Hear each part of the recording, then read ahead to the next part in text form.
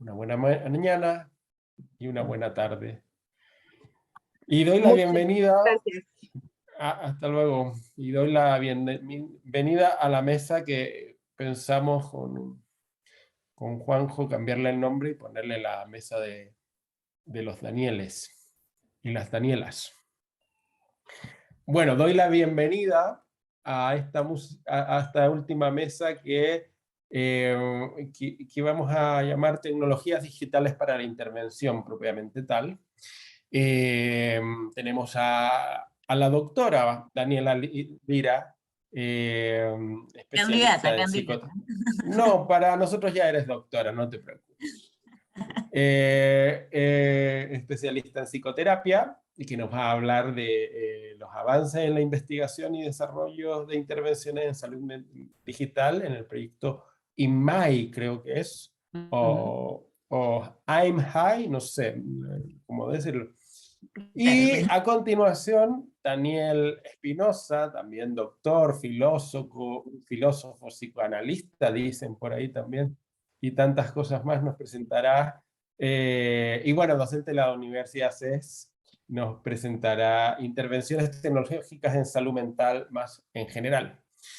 A ver si nos da tiempo antes de las 16 horas en Chile, las 20 horas en España, y no recuerdo la hora que tendrá Daniel en estos momentos, a ver si conseguimos dialogar al final de vuestras presentaciones.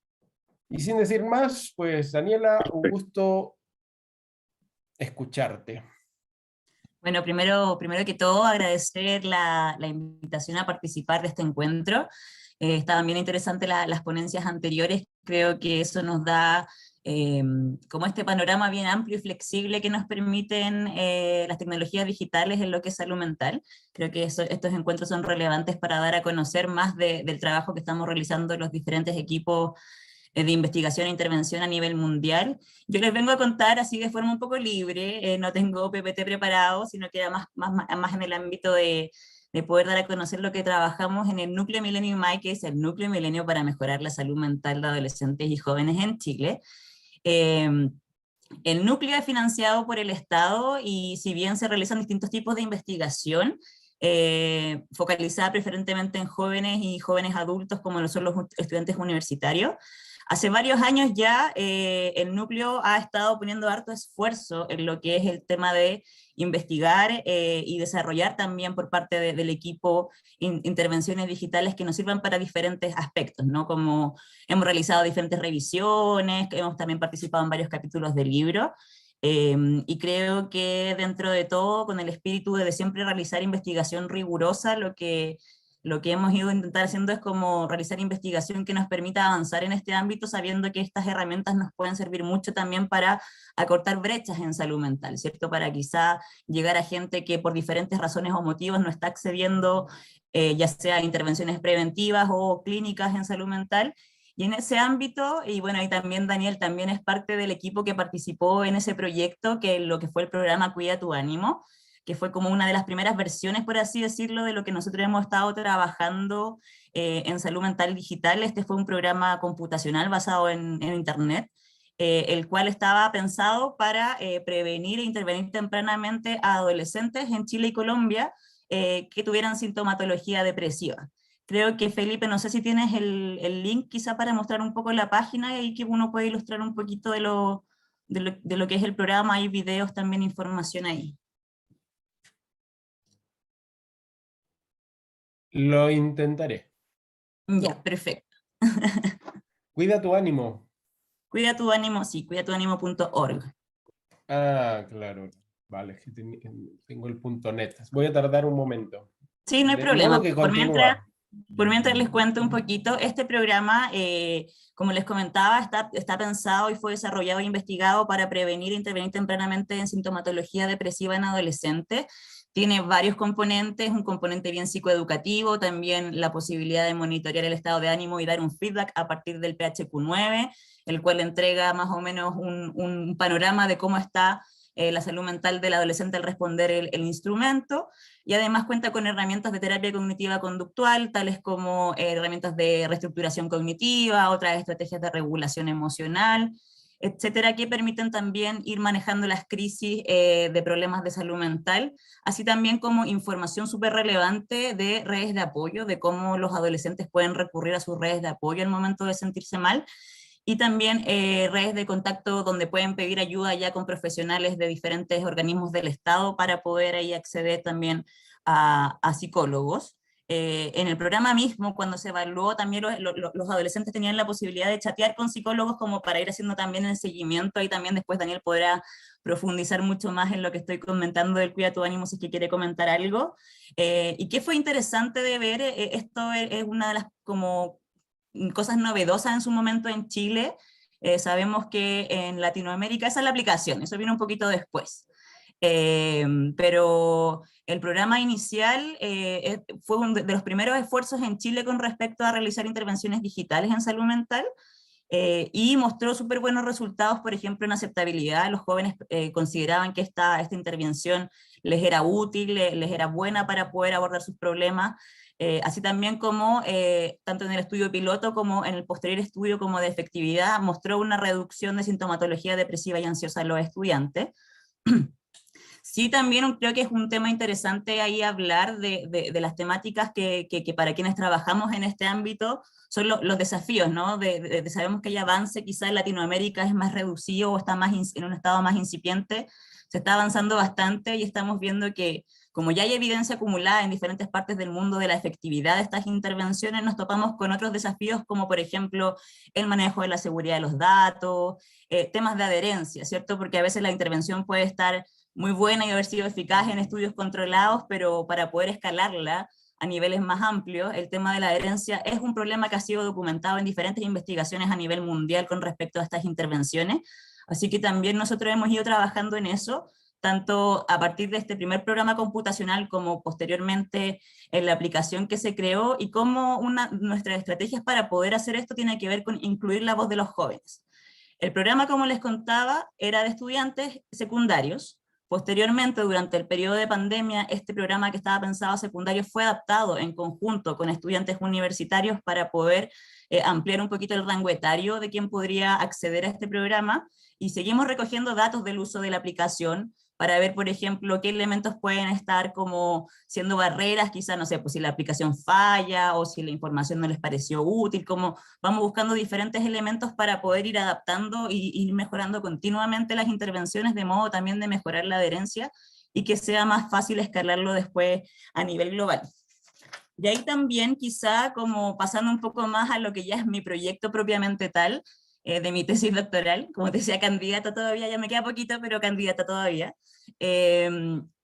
Desde el trabajo con estudiantes universitarios, el Núcleo Milenio también es parte de una iniciativa a nivel mundial, que es de la OMS, liderado por la Universidad de Harvard, que es una iniciativa para poder evaluar la salud mental de estudiantes universitarios, que sabemos que es un problema tremendo a nivel mundial, como que los estudiantes universitarios, en comparación a sus pares de la misma edad, tienen muchos más problemas de salud mental, especialmente depresión y ansiedad.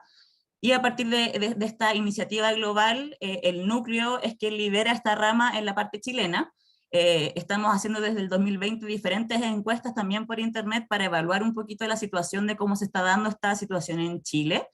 Y a partir de esta como gran iniciativa también hay varios de los proyectos que estamos anclando ahora desde IMAI para poder abordar solamente, ¿cierto? No nos basta con saber cómo está la situación de los estudiantes universitarios, sino que también tomar cartas en el asunto, y ahí tanto desde la iniciativa como desde el espíritu de IMAI, en las herramientas digitales consideramos que es una herramienta fundamental para también poder abordar esta situación, sobre todo considerando que muchas veces por temas de cobertura o por también temas de estigma en salud mental los estudiantes no consultan en medios más tradicionales. Muchas veces prefieren métodos o intervenciones más anónimas, y ahí las herramientas digitales nos permiten como abrir todo este mundo distinto de quien quizás no consultaría de forma más tradicional.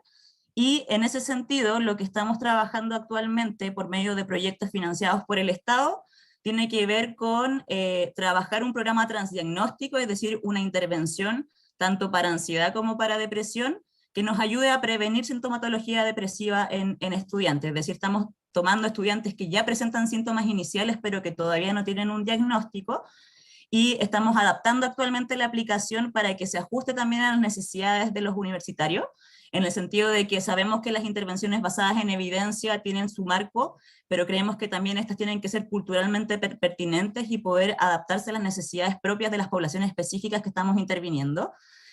Así que estamos adaptando junto también a programadores, diseñadores, periodistas, expertos en comunicación de salud y científica, para hacer un trabajo transdisciplinario en este ámbito, y poder generar esta intervención que sirva a nivel global de las universidades chilenas, pero estamos partiendo con la Universidad de Chile en este momento, como en este primer paso, y posteriormente también estaban a ser probadas en efectividad en una escala mayor una vez que terminemos esta primera fase de adaptación y piloto de implementación que estamos trabajando, porque también hemos visto que muchas veces si no se investiga la implementación, tampoco se pueden escalar las intervenciones por más efectivas que sean. ¿Qué más les puedo contar? También hay otro proyecto bien interesante en esta misma línea de los estudiantes universitarios, que corresponde al proyecto también financiado por el Estado, un proyecto postdoctoral de Álvaro Jiménez, que también trabajando con estudiantes universitarios también estamos armando un programa para promover la búsqueda de ayuda en servicios de salud mental y como alertar de riesgo suicida. Es decir, este programa va a permitir a los estudiantes detectar el riesgo suicida y saber qué tienen que hacer, además de también poder trabajar en herramientas de regulación emocional, plan de seguridad en riesgo suicida, y también el tema de trabajar el estigma. Nosotros hemos visto en las investigaciones que estamos realizando hasta la fecha que sigue siendo muy elevado el estigma en salud mental, y hay mucho también desconocimiento, y más aún con respecto también a un desconocimiento en general, por ejemplo, de lo que se ve en profesionales con respecto al uso que se le puede dar a este tipo de herramientas en diferentes etapas tanto de la investigación como diseminación e implementación de estrategias. Como lo han visto a lo largo del Congreso,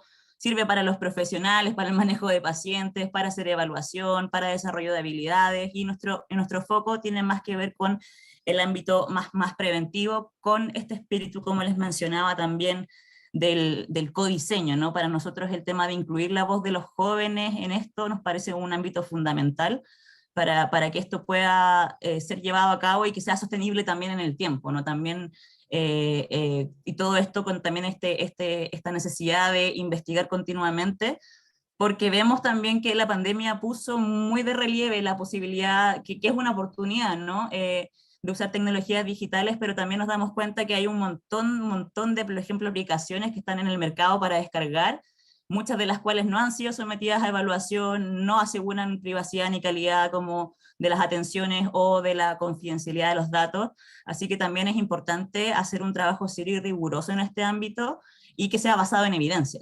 claramente, como que nos sirva también para seguir abordando estas problemáticas de salud mental en estos modelos de cuidado escalonado que nos permitan prevenir de forma universal, selectiva e indicada, así también como intervenir tempranamente y en casos clínicos. ¿Qué más les puedo contar? Ha sido bien interesante el trabajo con respecto también al tema transdisciplinario. Creo que desde mi caso, yo soy como experta en salud mental, también ha sido todo un tema el abrirme a lenguajes y a trabajos con otros profesionales, que también creemos que es lo que intentamos desde IMAI, como generar un sello diferenciador con respecto quizá a otros espacios de trabajo, es que nutrirnos de diferentes disciplinas también nos permite generar herramientas de mejor calidad, ¿no? Yo, por ejemplo, de programación no tengo idea, he aprendido este último tiempo, y sabemos que también es fundamental para que las herramientas funcionen de forma adecuada. El tema del diseño, hay muchos elementos de diseño, de cómo tienen que estar diseñados los elementos y cómo también incluir características propias de la población dentro de estos diseños, permiten también que la aplicación, en este caso que estamos trabajando nosotros, sea mucho más adecuada para las poblaciones en específico, que permita realizar lo que queremos realizar, ¿cierto? Como que no falla a mitad del camino, así que son hartos los elementos que uno tiene que ir considerando al momento de trabajar en estas tecnologías, pero creemos que mientras más se invierta en este ámbito, en investigación y en desarrollo, se va a permitir la posibilidad de poder generar herramientas de mejor calidad y que, como les mencionaba hace un rato, permitan abordar las brechas de salud mental que siguen siendo una realidad, especialmente en América Latina, y también trabajar el tema del estigma en salud mental que muchas veces impide que quien lo requiere pueda obtener ayuda. Oye, Daniela, ya que no quieres asumir tu próxima lectura de tesis, y ya que tenemos tiempo y veo, creo que estás terminando, ¿no? Sí, en términos general, como yo pensé que iba a ser más como una conversación, lo dejé como bien abierto. Bueno, primero tenemos que poner las cartas sobre la mesa. ¿Cuál es tu tesis específicamente? ¿Cuáles son las preguntas que nos vas a responder? En mi tesis específicamente corresponde a la fase de adaptación y del piloto de implementación de esta aplicación, que está basada en el avance ya realizado desde el programa Cuida tu Ánimo, ahora extendiéndolo a un modelo más transdiagnóstico, porque el Mm, programa inicial estaba mucho más focalizado a depresión, pero la investigación en general en problemas emocionales da cuenta de que es más común encontrar ambos tipos de sintomatología o de problemas de salud mental más que uno solo. Más del 60% de los casos de personas que presentan síntomas depresivos van a presentar síntomas de ansiedad. Así que queremos establecer este modelo mucho más amplio. En primer lugar es eso, y adaptarlo tanto desde ese sentido de incluir más módulos al programa que ya estaba siendo adaptado a la aplicación con los estudiantes universitarios. Y mi foco está en, como les mencionaba antes, incluir la voz de los estudiantes, es decir, que esto se adecue específicamente a sus necesidades. De hecho, vamos a incluir módulos y actividades propias de la vida universitaria y de lo que a partir de investigación cualitativa hemos estado recogiendo con los estudiantes, de sus necesidades, de cómo equilibrar, por ejemplo, la carga académica con la vida personal, de cómo el estrés es una realidad súper constante, de que muchas veces normalizan sus problemas de salud mental y no acuden a ayuda, o en Chile también vemos una barrera de acceso que está muy marcada, que dice de preferir solucionar los problemas por la propia cuenta, ¿no? Y muchas veces eso va a impedir que reciban la ayuda que necesitan cuando requieren de ayuda profesional. Entonces, mi tesis cuenta como de estas dos como grandes como patitas, por así decirlo. La primera fase, que es la que estamos trabajando ahora, que es la adaptación. Ya hemos tenido varios encuentros con estudiantes y también trabajamos en paralelo con el equipo de diseño y programación para ir incluyendo estos elementos en la aplicación. Y ya el próximo año lo que vamos a hacer es probar la implementación, es decir, que nos vamos a focalizar en ver si esta aplicación puede ser escalada a mayor escala, y si es considerada útil, si básicamente la van a usar, ¿no? Es como, esa es la primera patita, y que vamos a ujú. tomar medidas tanto cuantitativas en un primer momento como profundizar por medio de investigación cualitativa de los resultados que tengamos de esta implementación. Y posterior a eso también el programa sigue siendo investigado con estos otros proyectos con respecto a su efectividad, ¿no? Primero vamos a ver si puede ser implementada y luego vamos a evaluar efectividad de la intervención para reducir sintomatología ansiosa y depresiva. Mira, comenzando a darle pie a Daniel mientras se prepara y está concentrándose, hay un tema que con el desarrollo de las plataformas y las aplicaciones, llamémosles como sea. Bueno, y tú lo has señalado muy bien en todo este proceso, o sea, desde el cuida tu ánimo.org a la app actualmente, o sea, hablamos de años de desarrollo. Y en tu presentación ibas señalando, tienes financiación del Estado. Hace poco aquí leímos una tesis doctoral que hacía una búsqueda de las publicaciones de tecnologías de rehabilitación en demencias que habían mostrado efectividad y con ensayo, con ECAS controlado, o sea, investigación de calidad. ¿Y cuántas de esas publicaciones seguían funcionando luego de 5 y hasta 10 años que había alguna? Y supongo que ya Daniel ha puesto la cara de ya sé lo que vas a decir, Felipe, y tú también. La mayoría de ellas, o sea, la cifra era de 11,4, permanecían activas, y de esas 4, 3 sí tenían actualizaciones. Entonces, claro, todo el esfuerzo que conlleva con la complejidad de la interdisciplinariedad, de la validación, bla, bla, bla, y la tecnología sigue avanzando por su lado, la clínica por otro, a un paso un poco más lento, y al final todo ese esfuerzo, cuando perdemos la financiación, eh, pues no deja de beneficiar a las personas. Mm. Eh, ¿Qué opinas, Daniel, tú de todo esto? ¿Cómo lo podemos solucionar? ¿Daniel o yo? Ah, ¿cómo se llama? Me llama ahí igual. Daniel. Era para meter a Daniel ya en la conversación. Ah, bueno, bueno, no, no, yo sí, yo también tenía la duda. No, yo creo que hay varios temas que Daniela mencionó, pues tengo que aclarar que pertenecemos a una misma familia, venimos siendo como primos, porque, pues de investigadores, porque yo he trabajado con Vania, que es la directora de IMAI, trabajamos en Cuida tu Ánimo, en su desarrollo inicial, en sus estudios en Chile y en Colombia, en su adaptación de una primera versión de una plataforma alemana y nos ha tocado vivir muchas de las cosas que Daniel acaba de mencionar, nos ha tocado vivirlas juntos, algo así. Y siento que gran parte del desafío es este tema de la continuidad, del que hay demasiadas aplicaciones y demasiadas plataformas, pero muy poca evidencia empírica, las pocas que tienen evidencia empírica, poca continuidad, el tema del desafío contextual eh, y el tema de la actualización técnica. Creo que ahí hay como unos ejes en los que nos podríamos quedar hablando un buen rato. Y creo que se han vuelto desafíos tanto para ellos como para nosotros. Yo he estado trabajando y todavía hago parte de MIDAP, que es un núcleo de investigación cercano, familiar a IMAI. MIDAP es más general, más genérico, habla, pues se encarga de personalidad y psicoterapia. IMAI es más infanto-juvenil, pero los dos han estado articulados y de hecho Cuida tu Ánimo ha estado en ambos.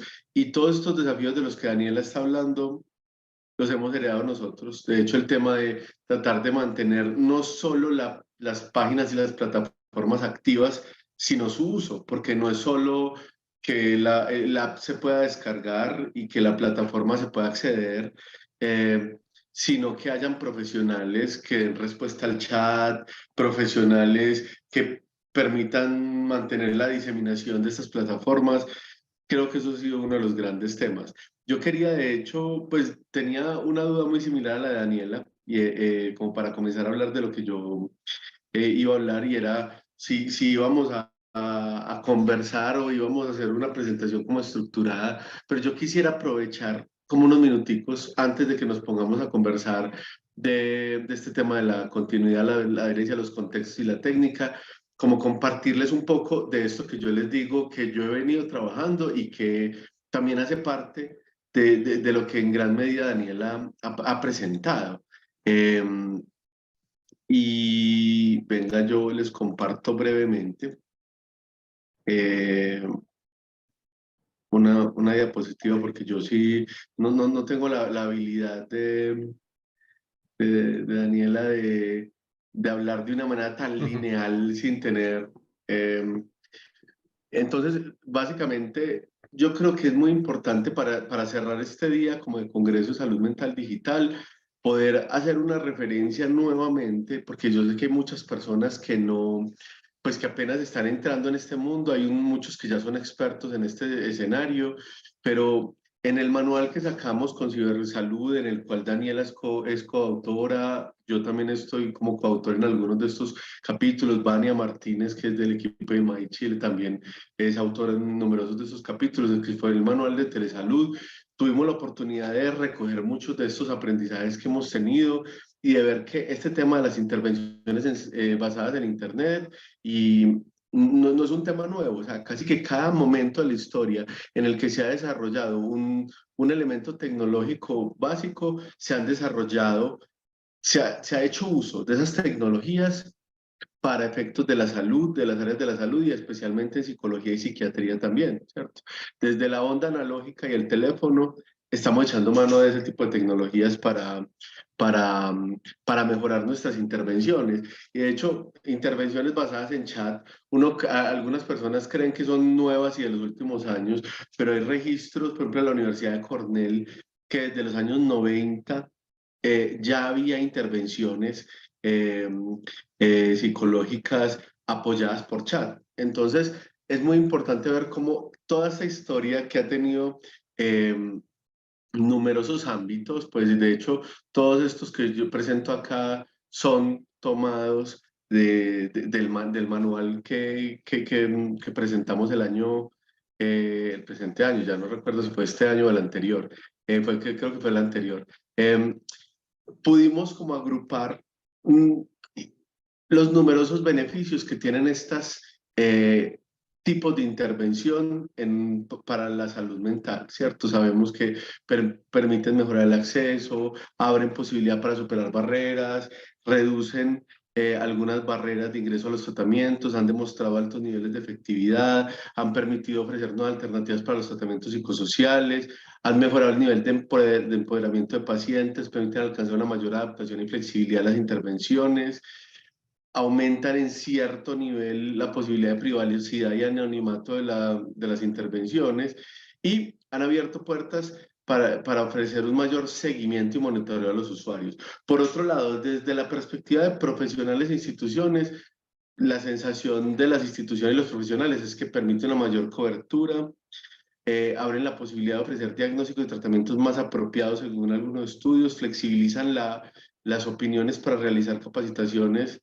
las opciones para realizar capacitaciones y supervisión, favorecen la reducción de costos en algunos casos, facilitan el apoyo a la interoperabilidad, amplían la capacidad para involucrar a proveedores y facilitan la diseminación de intervenciones.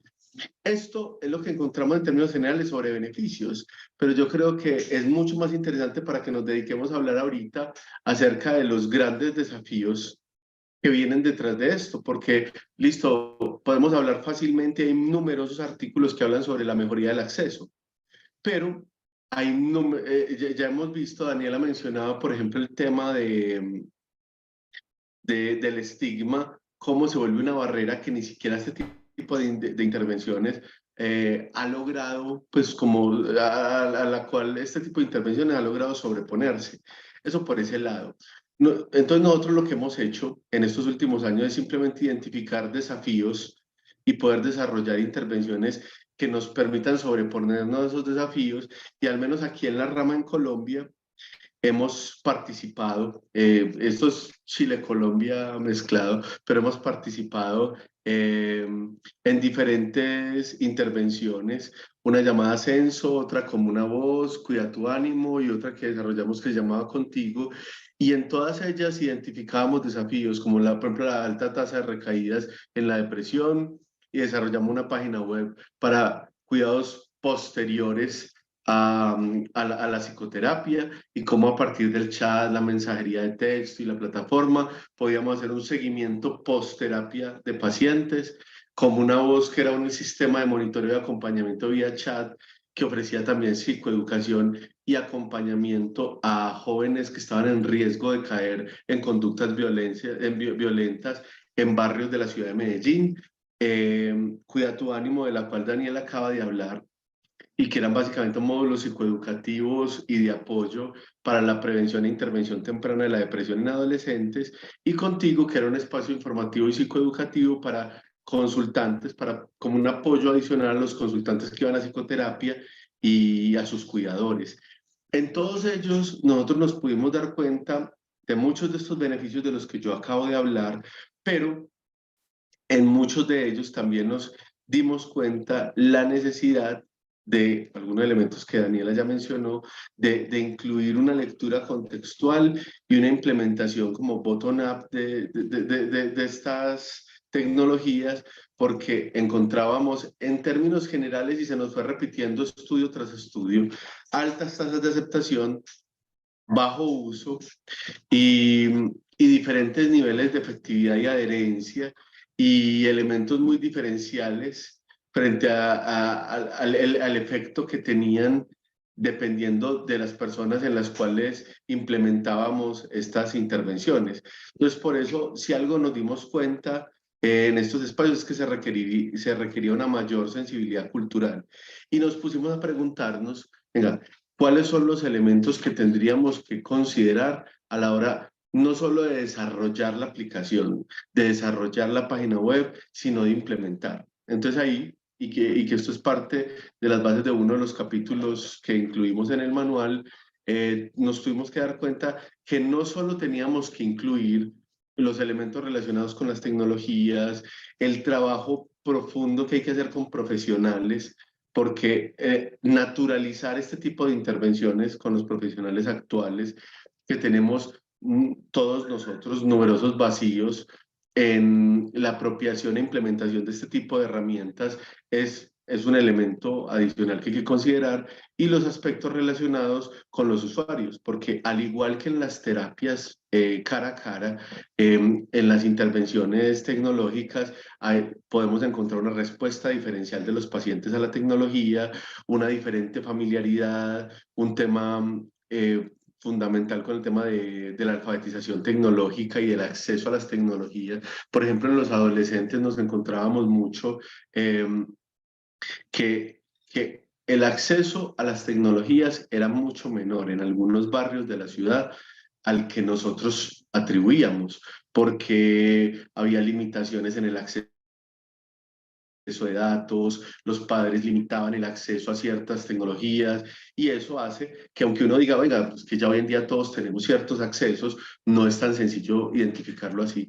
Por eso nos pusimos a la tarea como de diseminar. Yo me he vuelto casi un promotor como estos elementos contextuales, como los elementos de la estructura profunda y superficial de la cultura, tienen que ser considerados a la hora de implementar este tipo de intervenciones, como el estigma en salud mental también se vuelve un desafío especial que debemos considerar a la hora de implementar cualquiera de estas intervenciones, cómo debemos articularnos de una mayor manera, y año a año esto va evolucionando con los lineamientos políticos y normativos, considerar este tema de los aspectos financieros para efectos del asunto de la continuidad, por ejemplo, la capacidad de los sistemas de salud, cómo poderla articular a estas tecnologías, porque al menos en algunos países en Latinoamérica todavía no tenemos una articulación fácil entre este tipo de tratamientos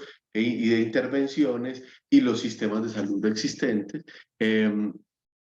Y la gestión contextual de los usos imaginarios y representaciones sobre las tecnologías. Eso por el lado contextual. Por el lado de las tecnologías sabemos que nos tenemos que preocupar por temas de contenido, por temas técnicos y por temas científicos que Daniel los mencionaba, que a veces no es solo desarrollar una página bonita, sino una página que funcione muy bien, que sea fácil de usar y que además tenga una serie de estudios que la valen. Por el tema de lo técnico, fundamental considerar la funcionalidad, la autoría, la portabilidad, la usabilidad, el soporte. Por el lado de las instituciones, considerar que, por ejemplo, una cosa es, bueno, todas nuestras instituciones, casi todas tienen internet, pero una cosa es tener internet y otra cosa es tener los insumos necesarios para que ese internet se mantenga estable, para que los pacientes puedan acceder a ella, para los mecanismos a partir de los cuales vamos a acceder a ese internet, que tienen que tener algunos requerimientos que a veces no son tan sencillos. Y por otro lado, como les mencionaba ahorita, la formación, la indicación y la actitud y representaciones que también tienen los profesionales frente al uso de tecnologías. Y finalmente, lo que les mencionaba ahorita, el tema de los usuarios, cómo hay una respuesta diferencial, una familiaridad distinta y una actitud distinta, y cómo se pueden volver algunos elementos de los usuarios, como el estigma y la baja adherencia, unas barreras también para este tipo de intervenciones. Por eso, básicamente, en este tipo de espacios, para mí es fundamental insistir, porque he conocido a algunos compañeros y colegas que han desarrollado en los últimos años extraordinarias intervenciones en salud mental, han hecho estudios pilotos muy juiciosos, han hecho adaptaciones culturales, han hecho ensayos clínicos y han mostrado cómo hacia dónde debemos dirigirnos en términos científicos, pero a la hora de evaluar como las posibilidades de uso real y de escalabilidad en contextos, por ejemplo, latinoamericanos, se reduce mucho esto, porque efectivamente es muy efectivo, con ciertos pacientes en ciertas condiciones, pero a veces la adherencia no nos permite confirmar que realmente sea el presente de nuestras intervenciones en salud mental.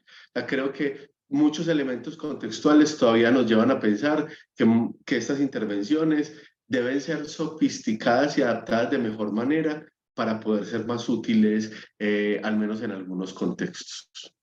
Estos eran como algunas ideas que quería compartir con ustedes antes de que pudiéramos empezar a dialogar sobre estos desafíos, pues, de la implementación de estas intervenciones.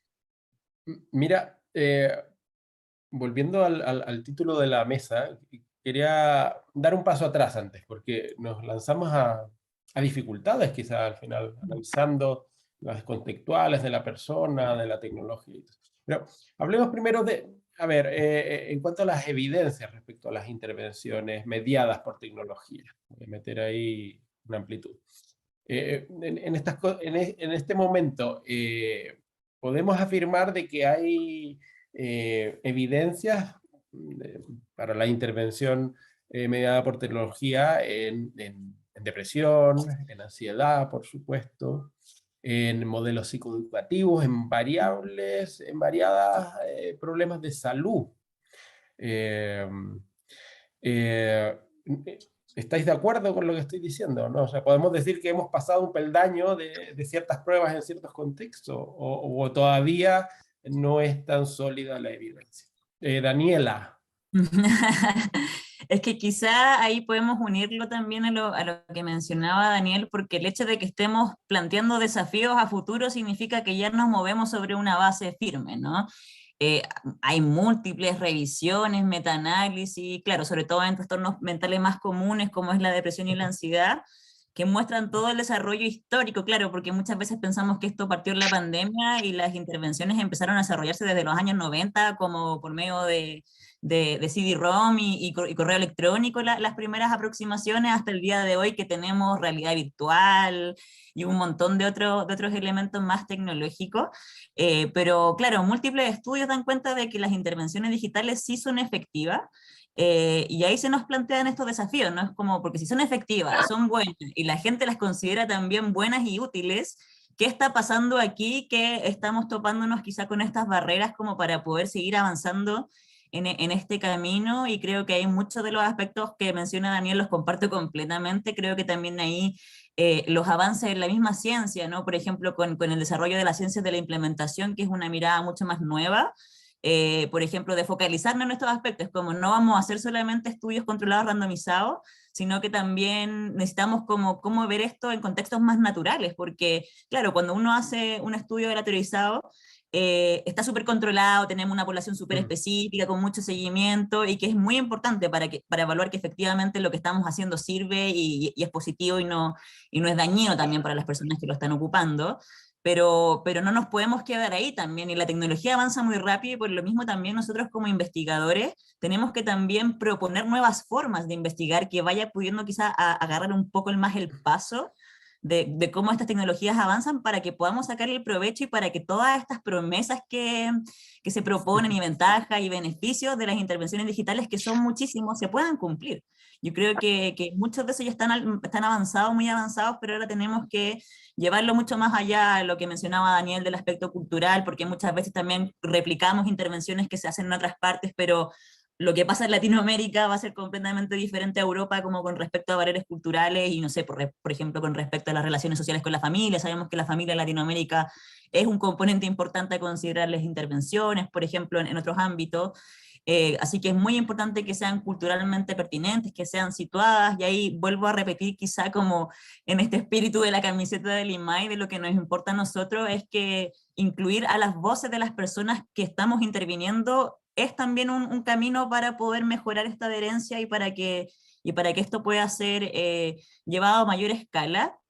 También con respecto a los sistemas de salud, también nosotros como investigadores tenemos que promover mucho más estudios de costo-efectividad, porque al final, para que un sistema político tome tu intervención, por más buena que ésta sea, también tenemos que presentar números, ¿no? Retorno de la inversión, de ver cómo esto ayuda también, y eso también nos pone en esta mirada mucho más transdisciplinar, de repente cuando nos quedamos mucho desde la psicología de nuestro ámbito, y también incluir a otros profesionales de otros ámbitos que nos permitan también ver quizá cosas que nosotros como por nuestro sesgo y de formación profesional nos cuesta más quizá considerar. Los mismos programadores que saben, por ejemplo, cómo hacer una aplicación que sea que promueva mucho más engagement, o el diseño también lo mismo, son cosas que tenemos que estar considerando en la actualidad, pero fortaleciendo el punto de lo que preguntaba Felipe, todas estas preguntas que nos estamos haciendo ahora también las permiten esta base de ver que esto sirve, ¿no? Y que es útil en diversos contextos y también en estos modelos de cuidado escalonado, tanto para las personas que sufren problemas de salud mental como útil para nosotros mismos como profesionales que trabajamos en este ámbito. También son herramientas que pueden facilitar y mejorar nuestro trabajo y también facilitar y mejorar la comunicación con el sistema de salud en su conjunto, ¿no? Yo creo que eso es sumamente relevante. Antes de pasarle la palabra a Daniel, nosotros estamos haciendo aquí un estudio de el impacto post-COVID. Claro, porque el COVID nos obligó, y mucha gente que era tecnofóbica, por decirlo, ¿sí? Pues se vio obligado a usar videoconferencia al menos. Y lo que nos dimos cuenta es que, bueno, en realidad lo que se usó más es el teléfono. El teléfono se ha mantenido. La incorporación de tecnologías ha subido para, sobre todo, la coordinación, análisis de casos, formación y todo eso, no tanto para la atención, excepto en mercados, por así decirlo, no los tradicionales, en ámbitos, sobre todo, la búsqueda espontánea de ayuda en Internet. O sea, ahí es donde, por así decirlo, en un acceso a la salud un poco más vulnerable, porque tenemos mayores dificultades para certificar la idoneidad del profesional y todas esas cosas, ahí es donde se ha logrado posicionar y mantener este alto uso de la tecnología, y no así en otros ámbitos que llegó a estar en el 98% y que ahora no llega al 30%. ¿Y qué pasa con esto? O sea, tenemos evidencias, nos gusta, bueno, hay algunos que somos más fanáticos que otros. El mundo está inundado de tecnologías, pero tiene una trayectoria corta todos los avances que hacemos, y cuando se termina la financiación, y cuando las doctorandas leen la tesis, pues se termina la plataforma. Cuando yo mismo cambié de trabajo, toda mi plataforma se desactualizó, etcétera. Eso va ocurriendo. ¿Será, será solo o sea, yo creo que el análisis que hace Daniel es muy completo, estoy muy de acuerdo, y lo que planteas tú de las metodologías de la implementación es un avance. O sea, yo cuando comencé a trabajar de esto, pues con suerte hablábamos de usabilidad. O sea, hemos avanzado en eso. Pero quiero plantear un problema que veo también desde el punto de vista contextual que planteas tú, Daniel. ¿Cómo está el uso de tecnologías y la penetración de estas alternativas en contextos exigentes para la tecnología? Yo hasta el año pasado trabajaba en una provincia con un 65% de población rural, y conseguimos financiación para poner tecnología en un pueblo, y todos los abuelos tenían unas unas plantillas que nos daban movimiento, y teníamos pues la demencia bastante controlada. Eso fue en teoría, porque cuando llegamos a implementarlo no llegaba el Internet. Y estamos hablando en España, en Europa y todo eso, en donde es una provincia, y que las compañías y las empresas con las que trabajaban no lo podían creer. O sea, ¿creéis que hay, y aquí va la pregunta, Daniel, ahora ¿crees que hay una diferencia importante en esta variable contextual? Tú hablabas de la alfabetización o la alfabetización tecnológica. Pienso en las personas mayores, por ejemplo. Y luego la variable tecnológica, por ejemplo, de la cobertura de las tecnologías en en poblaciones rurales, pienso en Chile, por ejemplo, en el norte de Chile, donde hay kilómetros de carreteras donde no encontramos nada, etcétera. Variables geográficas en el sur de Chile que deben ser increíbles. ¿Cómo Sí, lo ves por ahí?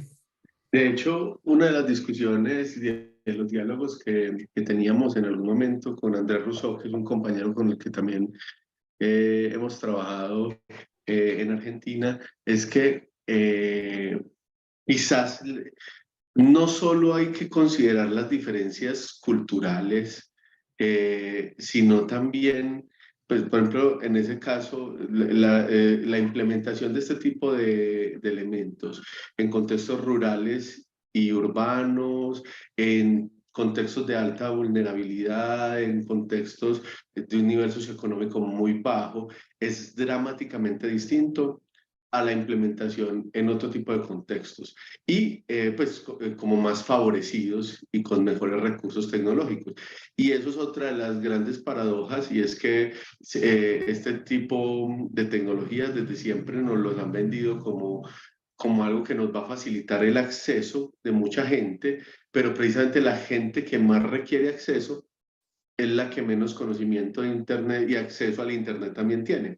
Entonces, eso es una de las cosas que nos hemos encontrado acá. Por ejemplo, en Cuida tu Ánimo, aquí lo hicimos en Medellín, en colegios públicos.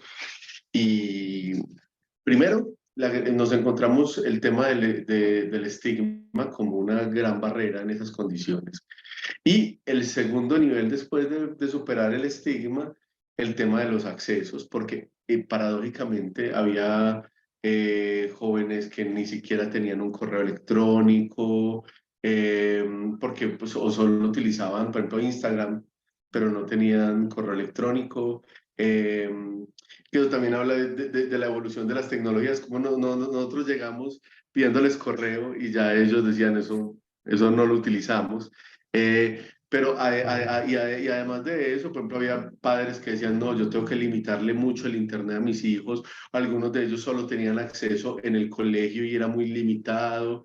Entonces creo que obviamente con el paso de las generaciones y con la evolución de las sociedades, eso tiende a mejorar. O sea, tenemos que trabajar mucho sobre el tema del estigma todavía en poblaciones rurales y de alta vulnerabilidad, pero eso tiende a mejorar. El asunto es que todavía nos queda en ese ámbito mucho por hacer. Pensando mucho en lo que vos decías ahorita, Felipe, y que Daniela insistía, pues, o sea, hay muchos metaanálisis, muchas revisiones sistemáticas. De hecho, yo sigo haciéndole un poco de propaganda al manual. Ahí en el manual hay un capítulo para la evidencia existente en intervenciones web, apps, realidad virtual, chatbots. O sea, en cada capítulo tenemos apartado de evidencia, costo-efectividad. Entonces, frente a ese tema, el tema de la evidencia científica, hay muchos estudios de aceptabilidad, de efectividad, de costo-efectividad, y creo que la gran deuda que tenemos es el tema de la evidencia contextual, porque nos falta cómo hacer más énfasis en psicoterapia, por ejemplo, desde los años 80, 90 ya habían estudios de la respuesta diferencial de las personas según el nivel socioeconómico y según la cultura a la psicoterapia. O sea, ya desde los años 80, 90 sabíamos que las psicoterapias requieren mayor sensibilidad cultural. Y obviamente las intervenciones tecnológicas heredamos ese desafío. Y es, venga, ¿cómo las intervenciones tecnológicas requieren de una alta sensibilidad contextual? Entonces no necesitamos solo decir, sí, es que este súper tratamiento o intervención de marca probó ser efectiva para la depresión en Australia o en Holanda, sino venga, ¿cómo podemos hacer uso de esos módulos y esos desarrollos científicos de otros lugares en nuestros contextos que tienen una alta variación frente a esos niveles? Creo que es ahí donde estamos trabajando y nos falta mucho más trabajo. Bueno, se nos está pasando el tiempo y Daniela tiene que ir a ensayar su presentación. Ay, es que sí, es pronto, Daniela. Pues No, todavía queda. Porque ya estamos llegando en el al último tercio y nos quedan 20 Mm, minutos por ahí. Y quiero plantear un tema más optimista. O sea, estamos de acuerdo de que hay evidencia, sí, hay sí, dificultades con la implementación claramente. Bueno, hay esperanza, ¿no? claro. Y Daniela, ¿hacia dónde crees tú que van a ir los desarrollos tecnológicos o particularmente la línea de trabajo que tú llevas? ¿Dónde la ves en años más? ¿Hacia dónde, de qué estaremos hablando en el futuro? Yo me acuerdo, no sé, en el año 2010 o por ahí escribí un artículo donde hablaba de que en el año 2020 íbamos a estar con la atención por etapas, donde uno tuviese test informatizados en los centros de salud primaria y un montón de cosas que ya estaban disponibles. Y estamos en el año 2022 y no siempre está disponible esto, sobre todo en la salud privada, mucho más que en la pública, lamentablemente. ¿Cuáles serán tus vaticinios para el futuro? ¿Hacia dónde crees que debe ir esto? ¿Y cuáles serán quizás también algunos problemas que nos encontremos en el futuro? Bueno, yo creo que una cosa importante es que si bien yo trabajo y abogo por las tecnologías digitales en salud mental, también hay que entender que esto no va a ser la respuesta para todo como nada lo es, ¿no? Es un instrumento más, una herramienta más que nos permite, si lo ocupamos de forma adecuada, con un marco ético y regulatorio, que también es otro desafío pendiente, ¿no? Esto avanza, pero también faltan marcos regulatorios y éticos para poder hacer un buen uso de estas herramientas. Si abordamos estos desafíos, probablemente esto va a ser mucho más naturalizado y quizá yo invito a quienes trabajamos en este ámbito a, si vamos a hablar de metodología flexible, intervenciones flexibles, no nos podemos quedar como demasiado estructurados nosotros en el sentido de que también tenemos que estar atentos, por ejemplo, a esto que mencionaba Daniel, que la tecnología avanza y las generaciones también tienen intereses distintos. Tú mencionabas estudiantes secundarios, a nosotros nos pasa exactamente lo mismo con estudiantes universitarios que no ocupan el correo y que tenemos que contactarlos o por WhatsApp o hacer campañas en Instagram, ¿no? Tenemos que considerar estos elementos y ahí yo creo que parte importante de nuestra labor hacia futuro para que esto sea sostenible en el tiempo y sea escalable es incluir a las personas a las cuales estamos tratando de tratar desde el inicio, ¿no? No solamente es como, mira, aquí tengo la intervención, úsala, sino que desde la planificación de la investigación, por ejemplo, ir a conversar con la gente cuando uno va a zonas rurales para ver cuáles son sus necesidades e intereses, porque también muchas veces nos quedamos con entregar intervenciones efectivas y nunca le vamos a preguntar a la persona que queremos intervenir qué es lo que más le importa, cuáles son las urgencias más importantes que hay que abordar previo quizá a realizar este tipo de intervenciones. Pero creo que hay harto interés, creo que el interés está subiendo en este ámbito y eso va a ser muy útil porque también va a atraer como investigadores más jóvenes a ser parte de estos procesos y si logramos generar métodos de investigación que sean muy rigurosos, pero a la misma vez que se adapten a estas nuevas tecnologías que avanzan muy rápido, yo creo que esto efectivamente pueden ser herramientas que nos ayuden a cortar las brechas en salud mental y a disminuir las desigualdades y no aumentarlas, ¿no? Como que esa es como la idea, pero hay que abordar estos desafíos porque si no nos vamos a seguir encontrando con paredes en el futuro. Estamos rodeados de paredes. ¿Sí? Y Sí, yo, Daniel, yo, yo le sumaría a eso que acaba de mencionar Daniela, yo también tratando de hacer una lectura positiva.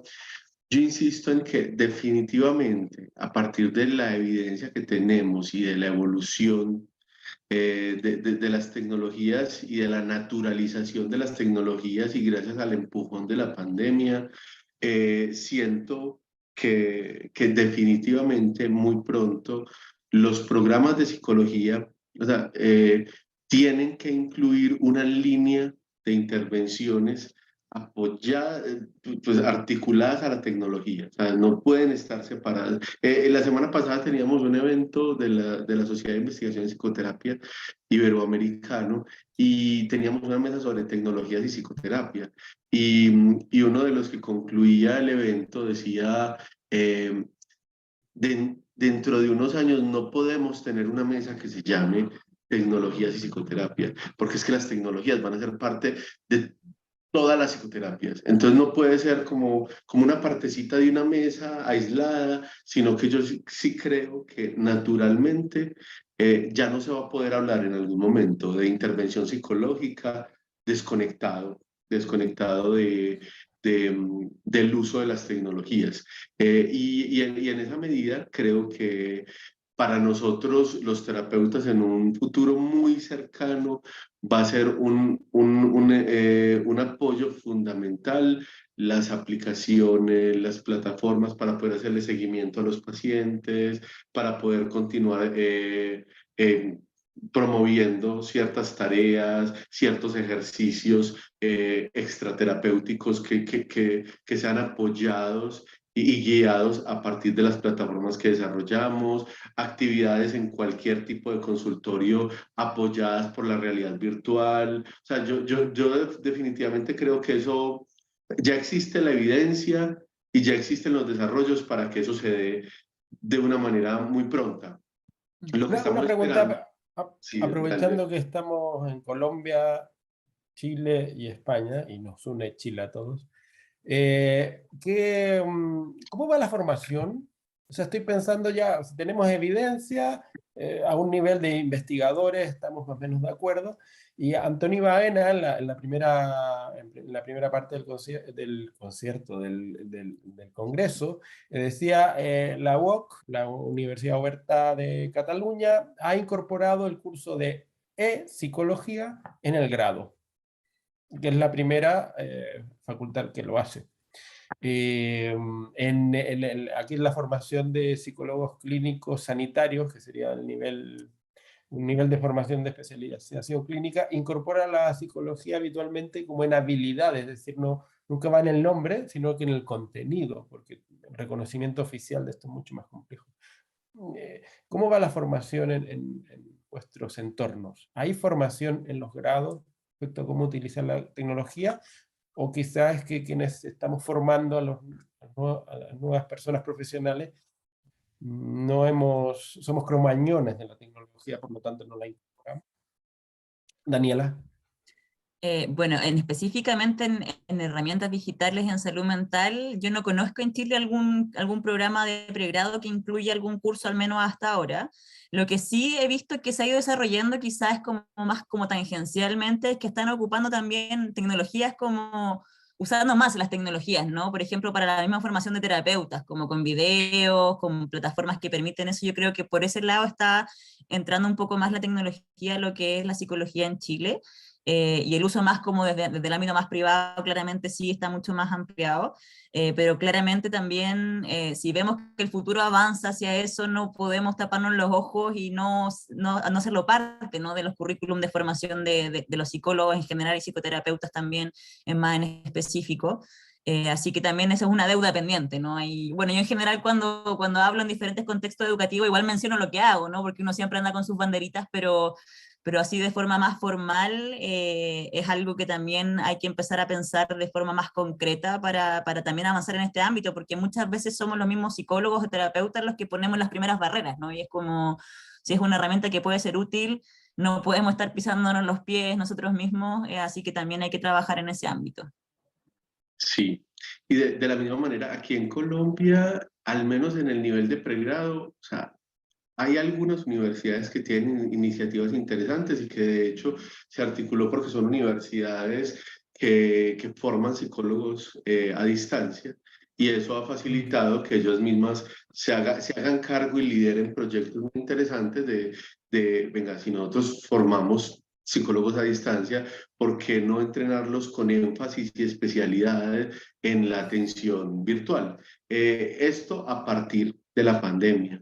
Pero en general, la línea mayor pasa similar a lo que acaba de plantear Daniela en Chile. En pregrado, aquí en Colombia, este tipo de temas se han mantenido más bien para el ámbito como de congresos y educación, pues como en cursos de extensión, no tanto como parte de la malla natural de la formación del psicólogo. Y obviamente también han ido surgiendo programas, por ejemplo, de maestría. Hay una maestría que postuló la Universidad CES hace poco en comportamiento digital y temas de ese tipo, tratando de incluir esta articulación de estos nuevos saberes tecnológicos que podría tener el psicólogo y cómo implementar las tecnologías en la formación del psicólogo. Pero eso más que todo en cursos de extensión y en posgrado. En pregrado todavía tenemos el desafío. Claro, a mí me parece que esa falta de presencia, que es como en el meollo de la formación profesional y que no esté, habla de una barrera también que tiene que ver más bien con nosotros mismos, con nuestro propio colectivo profesional, nuestros colegios profesionales, nuestros consejos de catedráticos, etcétera, que no, en realidad no incorporan esto que, claro, en congresos como en este ya cuarto congreso de cibersalud, pues está cada vez más claro, la investigación está más clara, pero hay que dar un paso también a la formación y quizás ahí es el tema que nos hace más difícil la tarea para que también se financien las intervenciones o los sistemas de salud público o los que haya y se mejoren las tecnologías. Me acuerdo cuando vino la encargada de servicio, la ministra de Servicios Sociales aquí a la provincia donde yo vivo, todo el mundo le pedía dinero y yo le pedía internet. Entonces, creo que eso debemos conseguir también. Para ir terminando ya, bueno, creo que Daniela le ha dado bastante publicidad al libro y es porque es cierto, o sea, hay que reconocer que hemos participado de un primer manual de telesalud mental y que estamos participando también, y gracias a todo el trabajo de Juanjo Martín Nogueras, por supuesto, que hay que nombrar lo que está en las sombras, también de otro manual que se ha publicado con la UNAM y también se publicará el primer libro de casos de telepsicología. Y ese yo creo que está bastante claro que es el primero que yo conozco. Seguro que hay 5 más que están ahí y salen a publicación, pero es una forma y esperemos que con eso ya teniendo casos, pues pasen a la práctica y empiecen a formar a los futuros profesionales de la psicología, que es terrible o viene un virus y toda la videoconferencia o no lo conseguimos de otra forma. ¿Veis que el metaverso puede ser una cosa real y que tenga algún impacto en todo esto o es parte de las ideas de marketing? O sea, a conocimiento personal ya se está usando, ¿no? Como de forma también más privada en generar como un box clínico del metaverso que no es un box, básicamente, ¿cierto? Es como que puede ser adaptado, los avatares y todo. Eso ya se está usando en algunas partes del mundo también como forma de acercarse un poco a población que también está ahí muy interesada en esta nueva tecnología. Yo creo que como lo hablábamos antes, la tecnología sigue avanzando, así que tenemos que estar mirando lo que pasa en los diferentes ámbitos de nuevo para usarlas de forma segura y buena, porque la tecnología nosotros, a quien le guste o a quien no le guste, no tenemos mucho que hacer como para detenerla, ¿no? Yo creo que es mejor subirnos al barco y ocuparla de buena forma. Y en ese sentido, claro, por las nuevas tecnologías, lo mismo que hablábamos de la realidad virtual, antes era algo como de ciencia ficción, ¿no? Y hoy en día es una forma súper usada para tratar fobias, ¿no? Y es como lo mismo, ahora la realidad aumentada te permite traer cosas del mundo digital al mundo más concreto, así que hay que estar viendo las potencialidades de estas nuevas herramientas e ir implementándolas y sobre todo ir investigando, ¿no? Como que no avance simplemente como el río, sino que podamos ir viendo cómo sacarle mejor potencialidad y como decía, y que sea utilizada de forma segura, buena y que sobre todo ayude a disminuir brecha y no aumentarlas, pues yo creo que eso es lo importante. Sí. Bueno, Daniel, ¿cómo das las últimas palabras ya para esta mesa? No, yo creo que es muy importante seguir invitándonos a todos a que no nos dejemos como quedar atrás en poder aprovechar todas estas transformaciones sociales que vivimos al servicio de la salud mental. Creo que negar ciertas realidades y ciertas transformaciones subjetivas, humanas, en la forma de relacionarnos, en la forma de vivir. De alguna manera es negarnos casi que a la realidad humana contemporánea. Entonces yo creo que es muy importante poder abrir las puertas al estudio de las intervenciones tecnológicas, bueno, y de las tecnologías, no solo en el nivel de las intervenciones, sino en el nivel de toda la cómo se actualiza la psicopatología a partir del nuevo mundo que tenemos, cómo se actualizan las comprensiones de las situaciones humanas, por ejemplo, un duelo hoy en día es muy distinto a un duelo hace algunos años, y además de eso, cómo se actualiza a la luz de esto las intervenciones que nosotros realizamos como psicólogos. Entonces creo que es una invitación a abrirnos a esas nuevas formas de ser y a esas nuevas formas de intervenir, y saber que ellas heredan muchas de las deudas que tenían nuestras intervenciones anteriores, porque cuando hablamos, por ejemplo, del tema de los desafíos contextuales y cuando hablamos de los desafíos del acceso y cuando hablamos de todos los desafíos de los que hablábamos hoy, yo siento que muchos de ellos son herencias de las intervenciones cara a cara también, o sea, no son un problema solo de las intervenciones tecnológicas. Entonces, tenemos grandes desafíos, pero también grandes formas de leerlo de manera contemporánea y de acceder a ellos. Bueno, pues me comprometí con Daniela a terminar a las 8, mis 8, sus 4. 4. Y nada, ha sido un gusto conversar, creo que ha sido como quería Daniela, una conversación libre y espontánea. No tengo ninguna pregunta en el canal de YouTube, excepto están preguntando dónde se consigue el manual, está disponible en Guatemala, sí, está disponible. Y nada, un gusto volver a veros, a Daniel hemos coincidido, así que un abrazo, y a Daniela mucha suerte, y la próxima vez que nos veamos, pues que serás una estupenda doctora, que ya lo eres, pero bueno. Y Ninette, que te has vuelto a conectar, un gusto compartir esta mañana o tarde, ya no lo sé. Y Juanjo, que está ahí en los controles, como se dice. Sí.